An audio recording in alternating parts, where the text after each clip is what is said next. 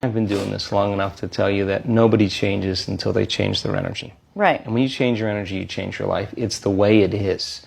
So when you stop using your enemy to reaffirm your addiction to hatred, when you stop using your best friend to reaffirm your addiction to suffering, when you stop using your Facebook to reaffirm your addiction to insecurity, when you stop that whole process and you start going inward and you're no longer relying on those outer things to create those emotions, and you start creating those inner emotional states, you start changing your energy.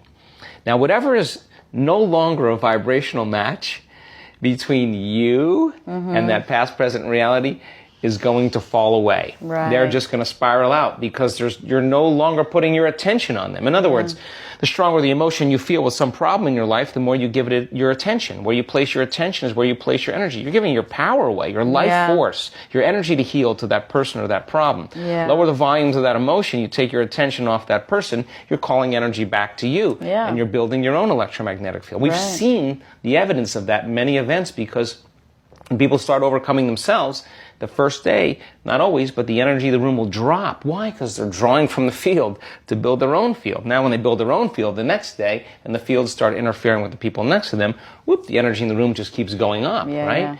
So now, there's no longer a vibrational match between you and your coworker, you and your job, you and your boss.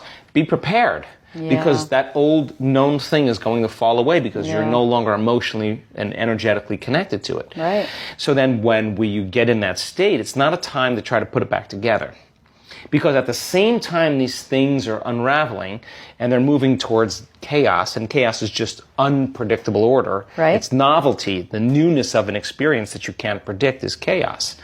If you apply the formula, and all potentials in the quantum field exist as electromagnetic potentials. They are possibilities. So now you're going to combine a clear intention with an elevated emotion, the thought being the electrical charge, the feeling being the magnetic charge. You begin to open your heart. It begins to produce that broad field. You lay the thought of a new future into there. Now you're changing your energy. When they begin to synchronize coherently, your brain and heart, you got a strong Wi-Fi signal. Because now you're putting out a very laser coherent signal. When there's a synchronization between your energy and that potential that exists in the future, but it really exists in the present moment because that's where they exist in the quantum.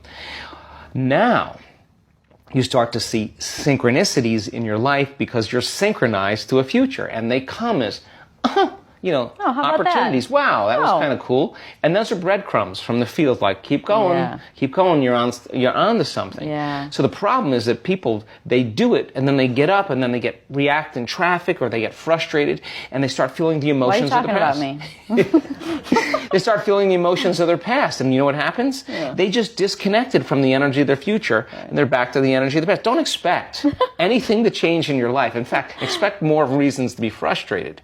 But if you catch yourself, you take a breath, you get back into brain and heart coherence, you tune back in, well, you're not going to go unconscious till 8 o'clock. That's a victory. Like as you said, that's a victory. So then the key then is to be able to keep synchronizing to the point where it begins to become familiar. And the word meditation means to become familiar with. So now you're in a new familiar state of being, and people say, I'm really not doing anything. Of course, you're doing the work. You're becoming familiar with a new set of thoughts, new set of intentions, a new set of emotions. Your heart's opening more. Your immune system's up-regulating. Your genes are up-regulating. Your brain and heart are more coherent. Your energy field is bigger. You feel connected more. All these things, you're changing programs. You start seeing those things taking place in your life.